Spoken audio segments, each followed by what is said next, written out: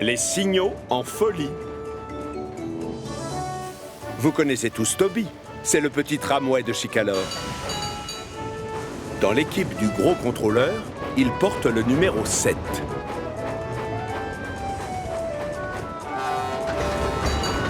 Toby n'est jamais plus heureux que lorsqu'il circule avec Henrietta, son fidèle wagon.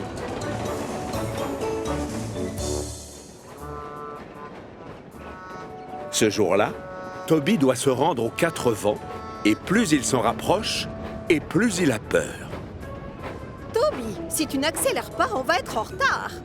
Peut-être, mais si je roule trop vite, on ne profite pas de la vue.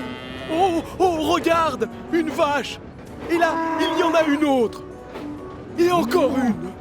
Mais je te rappelle qu'on nous attend aux 4 vents et qu'on doit emmener des ouvriers à la carrière. J'ai compris pourquoi tu roulais lentement. C'est le carrefour d'embranchement des 4 vents qui te fait peur. Oh! Oui, comment t'as deviné? Toutes les locomotives de Chicalor sont au courant que tu en as peur. C'est tellement compliqué. Je n'aime pas la foule et c'est bruyant. Je n'arrive jamais à me rappeler quel signal est pour moi. Ce n'est pas facile quand on est un simple tramway. Tu n'es pas n'importe quel tramway. Tu es le numéro 7 dans la plus grande équipe. Il n'y a rien que tu ne sois capable de faire. Tu as raison, Henrietta. Je ne suis pas du genre à me laisser intimider par un carrefour d'embranchement.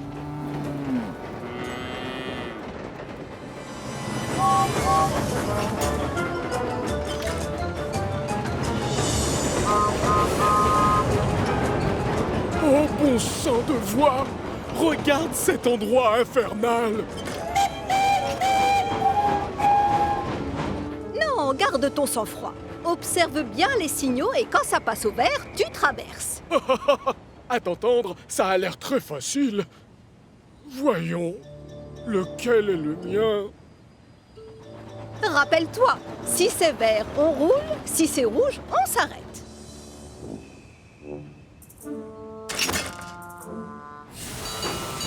Attention!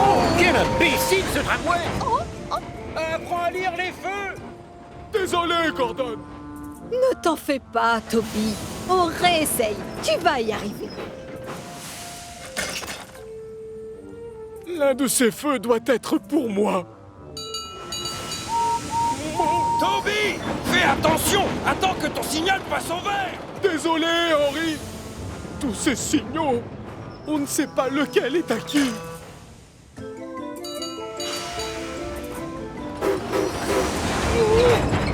Oh.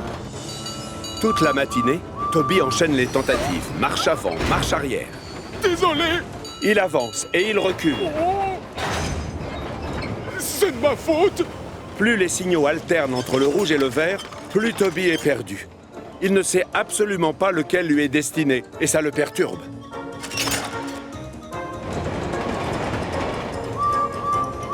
Oh, misère. Allez, Toby. Roule, avance, fais quelque chose. Mes pistons vont craquer. Je me lance, Henrietta. Alors, accroche-toi. Oh.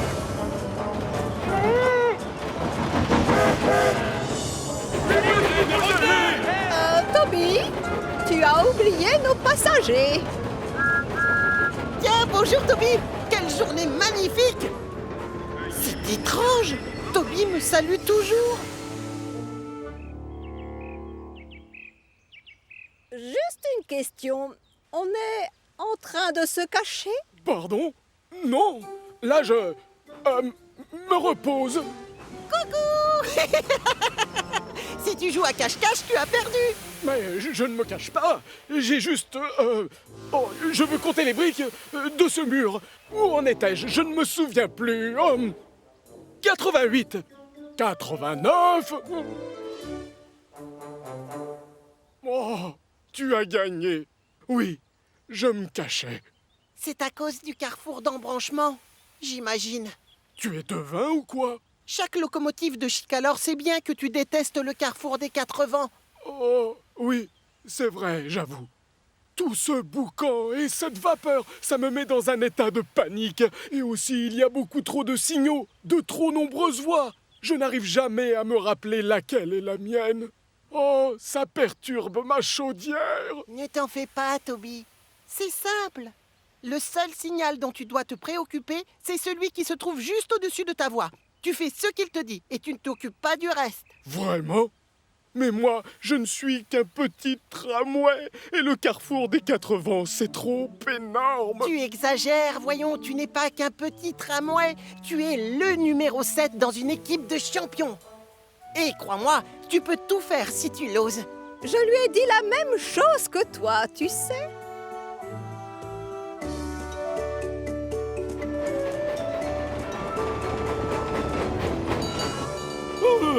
Enfin te voilà, Toby.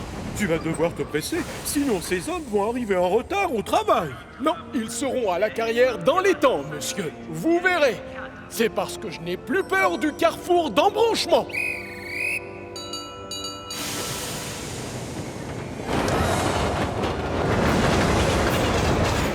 Nom d'un grand rail! Regarde-moi cet enfer. Il y a encore plus de monde que d'habitude. Oh, jamais je n'y arriverai. J'ai toujours peur de ce carrefour d'embranchement. Souviens-toi de ce que Thomas t'a dit tout à l'heure. Observe le signal qui se trouve juste au-dessus de ta voix. Oui, celui juste au-dessus de ma voix. Toby se calme et attend que son feu passe au vert. Mais celui-ci reste rouge. Dépêche-toi. Mais tu vas avancer, oui ou non? Dépêche-toi, Toby! Tu vas me mettre en retard, avance! Désolé, James, mais mon signal n'est pas encore vert. Avance vite! Pousse-toi! Si Toby dit que le signal n'est pas vert, alors on attend. Chaque locomotive de Chicalor sait que Toby ne sait pas lire les signaux. Il est forcément vert maintenant. Allez, roule! Toby appuie à fond sur ses freins. Attention! Quel crétin, ce vieux tramway! Apprends à lire les signaux! Mais je sais les lire, et c'est rouge. Comme si les choses n'étaient pas déjà assez compliquées, le gros contrôleur arrive et il a l'air en colère. Misère de misère, ça ne va pas du tout. Ton signal devrait être passé au vert depuis longtemps, Toby. Non, monsieur, j'ai regardé. Il est toujours rouge. Une locomotive efficace doit savoir lire les signaux, tu le sais. Tu dois donc absolument faire attention. Sapristi, ton signal doit être cassé. Bien joué, Toby. Si tu avais brûlé le signal rouge, tu aurais pu avoir un accident. Donc, je te félicite pour ton efficacité. Désolé, Toby. Pardon, Henrietta, désolé.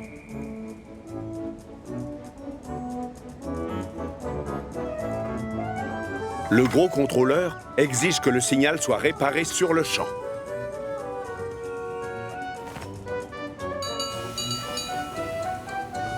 Quant à Toby, il va pouvoir revenir aux 4 vents sans stresser, parce que le carrefour d'embranchement ne lui fait plus peur du tout.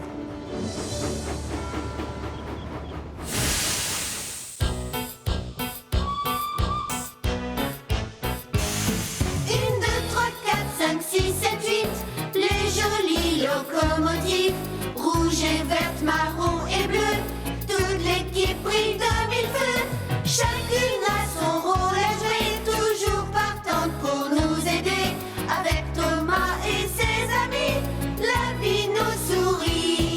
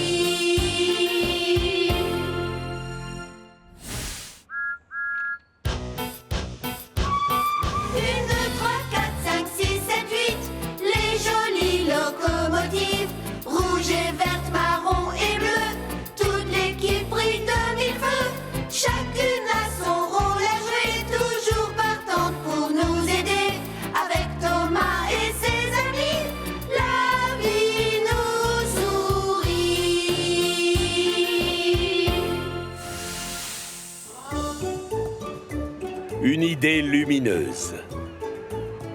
S'il y a bien un endroit sur Chicalor où tout le monde travaille dur, c'est le port de Brendam. Et pourtant, aujourd'hui, là-bas, il y a une locomotive qui n'a rien à faire. Gator aurait dû être sur un cargo en partance pour l'autre bout de la Terre, mais le bateau a été retardé. Je n'ai pas l'habitude de me tourner les pistons, Salty. J'aime travailler, j'aime faire des livraisons. Gator, tu dois rester dans les parages au cas où ton navire arriverait. Ce n'est pas parce que je suis différent des autres locomotives que je ne suis pas capable de faire quelque chose d'utile comme les autres. Oh, on se moque totalement de l'allure que tu as, je t'assure. Ah bon? Rappelle-toi ce qui s'est passé le premier jour où je suis arrivé. Tes collègues m'ont pris pour un monstre. Les locomotives ne t'avaient jamais vu avant. Ils ont été, comment dire, surpris par ton apparence.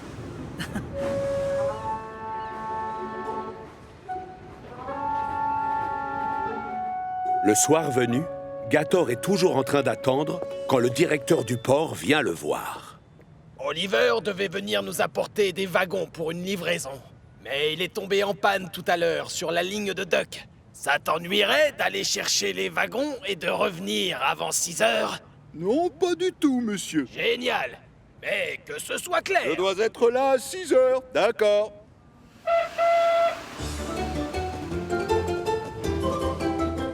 Gator est tellement content de pouvoir enfin se rendre utile et se dégourdir les roues que quand son phare s'éteint tout à coup, il ne le remarque même pas.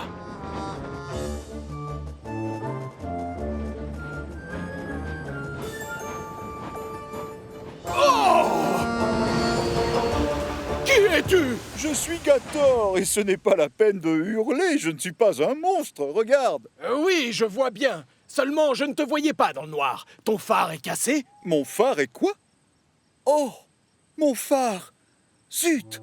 L'ampoule doit être grillée. J'aurais dû m'en rendre compte dans le noir. Désolé, Oliver. Apparemment, c'est juste un court-circuit. Gator se dirige vers une boucle de retournement pour faire demi-tour et s'atteler au wagon.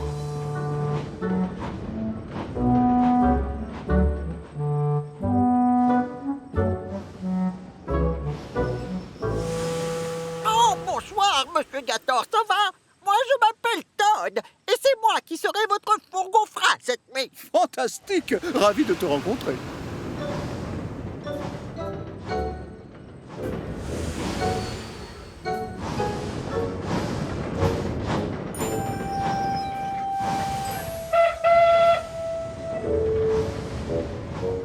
Au revoir, Oliver! À plus au port, Gator. À très bientôt, Toad. Au revoir, monsieur Oliver. On va bien s'occuper des wagons, promis. Soyez tranquille. Ils ont à peine parcouru quelques centaines de mètres quand soudain, le phare de Gator s'éteint à nouveau. Oh, non! Un souci, monsieur Gator? Vous avez besoin de mon aide? Ne t'inquiète pas, Todd. C'est juste mon phare. Il s'est encore éteint. Votre phare est éteint? Vite alors, stop. Il faut le rallumer. C'est dangereux de rouler la nuit dans le noir. Oh, oui, bien sûr. Mais il doit y avoir un problème avec ce phare. Il s'éteint tout le temps. Gator est bien obligé de s'arrêter pour rallumer le phare. Au même moment, devinez qui approche. James avec le hareng volant. Bonsoir. Oh, ça recommence. Oh. Là, c'est bien. On progresse, monsieur Gator. On sera bientôt au port. Gator! Allume ton phare! Monsieur Gator, est-ce que votre phare s'est encore éteint? Oui, enfin, non. Oh, si, c'est vrai, hélas.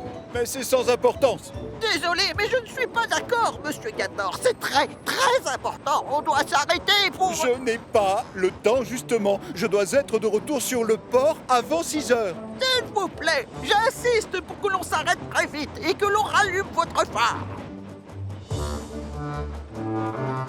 Attention, monsieur Gator, moins vite. On n'est plus très loin du croisement. L'autre voie, c'est celle qui descend de la mine de gravier. Il y a souvent des cailloux sur les rails. Ralentissez! Je vois. Ça suffit! Monsieur Gator! Bon, maintenant, arrêtez! Je vais finir par me casser une plaquette de frein! Ouf! Vous êtes raisonnable! Enfin! Bien! Je n'ai pas l'intention de faire un tour de roue tant que vous n'aurez pas rallumé votre phare! Bien, on s'en ira sans toi alors. Quoi? Mais c'est dangereux de rouler sans fourgon-frein, sachez-le! Je suis au courant. Mais c'est plus rapide aussi, et plus silencieux. Gator abandonne donc Todd sur la voie et redémarre à fond les wagons. Et c'est la catastrophe. Oh, du gravier!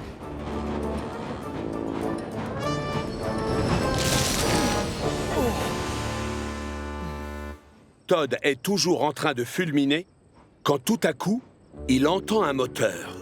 Salut! Qui va là? Faites attention! Je suis garé sur la voie! Désolé, Todd.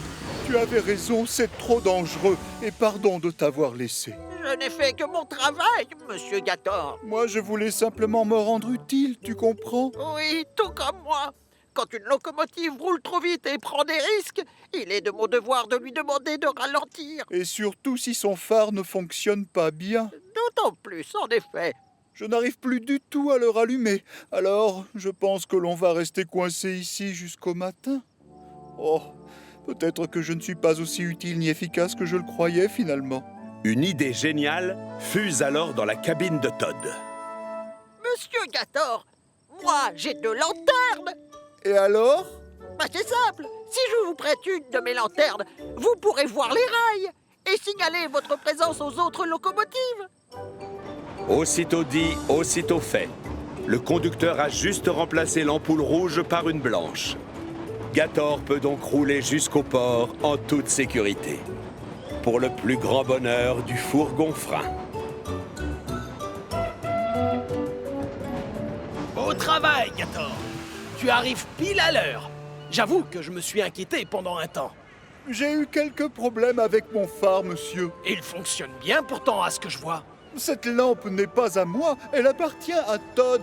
Il a suggéré que je la lui emprunte comme mon phare ne marchait plus. Il a eu raison. Bien joué, Todd.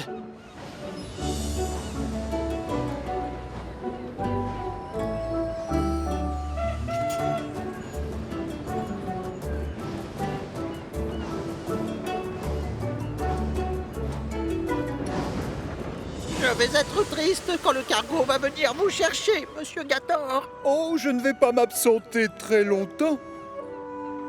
Je n'aurais pas dû me mettre en colère. J'en avais assez que les locomotives soient surprises par mon apparence et me confondent avec un vrai monstre. Tu sais quoi, Todd? De tous ceux que j'ai rencontrés sur Chicalor, tu es le seul à ne pas avoir eu peur quand tu m'as vu pour la première fois. En réalité, si, j'étais un peu terrorisé quand je vous ai rencontré, je peux vous l'avouer, mais il suffit de rien pour me faire peur, monsieur Gator. Oh!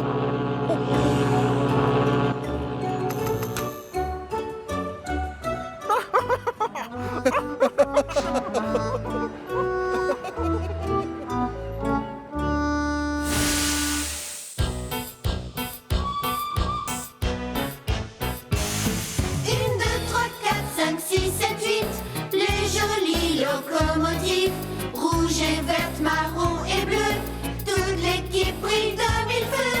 Chacune a son rôle à jouer, toujours partante pour nous aider. Avec Thomas et ses amis, la vie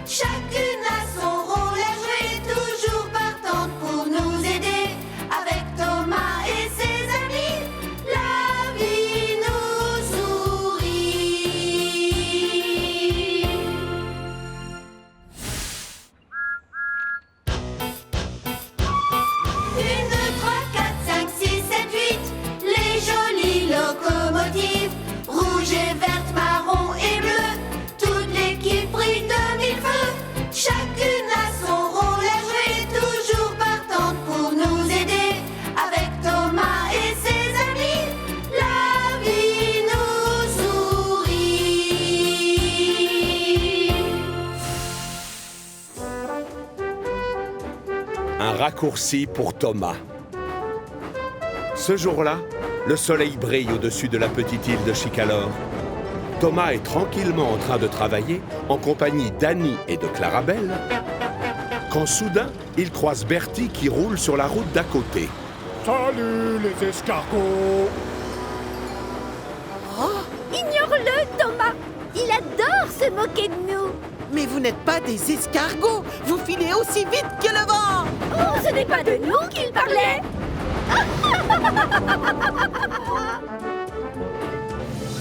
Hé, regardez, j'ai 2 minutes d'avance. Sans mon intervention, tu seras arrivé très en retard.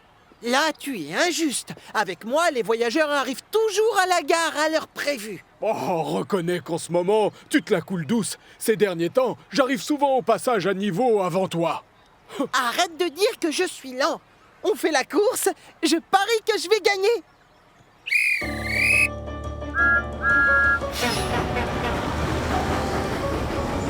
Thomas et Bertie adorent faire la course ensemble. De temps en temps, c'est Bertie qui est le plus rapide. Surtout quand Thomas doit attendre que des moutons libèrent le passage. Mais parfois, c'est Thomas qui arrive en tête. Par exemple, quand Bertie doit patienter pendant qu'on répare la route et qu'il y a du trafic. Roule moins vite, Thomas. Les chaînes vont se briser. Ou tu vas te casser un essieu. C'est moi qui suis en tête, c'est moi qui vais gagner. Malheureusement, ces derniers temps, à chaque fois qu'ils font la course, et même si Thomas roule à fond les wagons, Oh non! c'est toujours Bertie qui gagne. C'est fou comme tu te traînes en ce moment, mon pauvre Thomas. Thomas a beau se creuser la cheminée, il n'arrive pas à comprendre comment Bertie peut gagner la course à chaque fois. J'ai roulé encore plus vite que d'habitude. Un peu plus tard dans la journée, leurs chemins se croisent à nouveau. Mais Thomas boude dans son coin et refuse de faire coucou à son ami. Allons, ne sois pas fâché. Pour te consoler, je vais t'avouer mon secret. Quoi? Quel secret? Ça fait 1 semaine qu'on m'a dérouté. En fait, maintenant, je prends un raccourci. Du coup, mon trajet est beaucoup plus court. Thomas n'en croit pas ses pistons. Il ne savait pas qu'on avait le droit de prendre des raccourcis pendant la course. Cette nuit-là, Thomas est tellement en colère qu'il n'arrive pas à dormir. C'est un tricheur. J'aime faire la course avec lui, mais si on le déroute, ça change tout. Ça veut dire quoi, être dérouté, au fait? Ça signifie que tu ne prends pas le même chemin que celui que tu avais l'habitude de prendre. Et en quoi ça te dérange, ça, Thomas? Bertie prend un raccourci maintenant. Alors forcément, il arrive avant. Tout à coup, une idée géniale fuse dans la cheminée de Percy. Dis donc, et pourquoi tu prendrais pas un raccourci, toi aussi? Tu diras que tu as été dérouté, tout comme Bertie. Thomas réfléchit et se dit que c'est une excellente idée. Mais ces wagons ne sont pas du tout du même avis. Il n'y a pas de raccourci sur la ligne principale, tu le sais. Si tu prends un autre chemin, tu risques d'oublier une gare ou de mettre en retard tes voyageurs. Tant pis, Thomas est déterminé. Si Bertie a le droit de se dérouter, moi aussi. Un peu plus tard, Thomas arrive à la gare des Fleurs, pile au même moment que Bertie.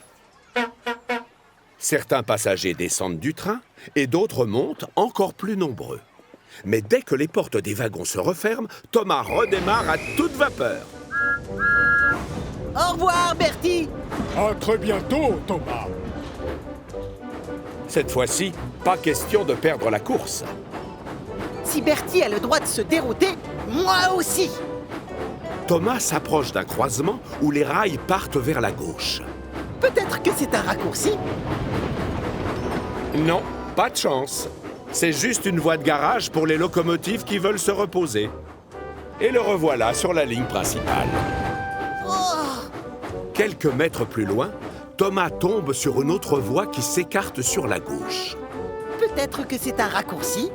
À notre avis, non. À notre avis, non. Cette fois-ci, Thomas découvre une vieille gare abandonnée. Oh, flûte! C'est tout sauf un raccourci, dommage. On t'avait prévenu! On t'avait prévenu! Les passagers commencent à se plaindre. Mais Thomas refuse toujours de s'avouer vaincu. Il finit par trouver une portion de voie assez ancienne qui conduit vers la forêt. C'est forcément un raccourci, ça. On te dit qu'il n'y en a pas, Thomas! Pendant ce temps-là, Bertie attend Thomas au passage à niveau.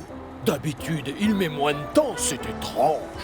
À l'intérieur, les passagers se mettent à rouspéter. Du coup, Bertie est obligé de redémarrer.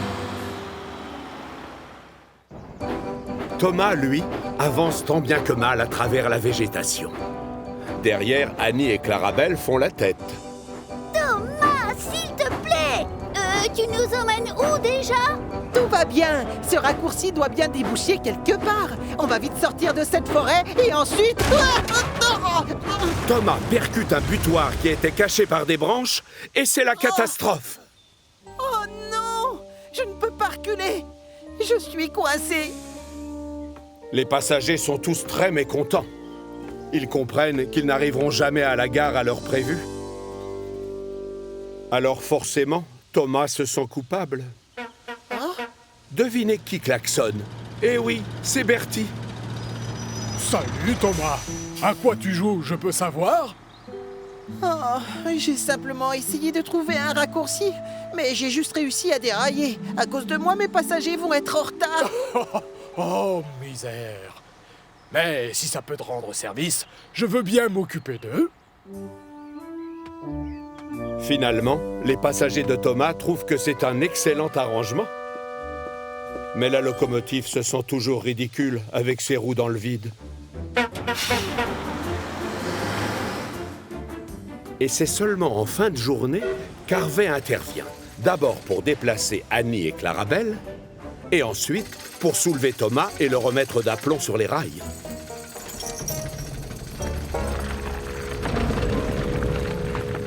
Bien évidemment, le gros contrôleur est très en colère. Tes passagers n'aiment pas arriver en retard et tu le sais très bien. Et à cause de toi, j'ai dû bouleverser tout mon planning.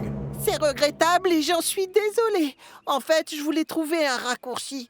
Mais promis, je ne quitterai plus la ligne principale dorénavant. Quelques jours plus tard, Thomas est de retour aux Quatre Vents. Comme il doit transporter des voyageurs, il vient chercher Annie et Clarabelle. Thomas! Oh, ravi de te voir! Tu nous as manqué! C'est très gentil, merci mesdemoiselles. Et vous aussi, vous me manquiez. Thomas a promis au gros contrôleur de ne plus jamais prendre de raccourcis. Et on peut lui faire confiance pour tenir sa promesse. Que le meilleur gagne, l'escargot!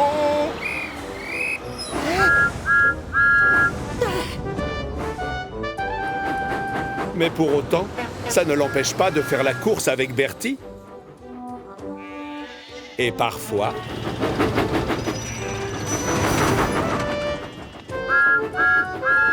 c'est même Thomas qui arrive le premier.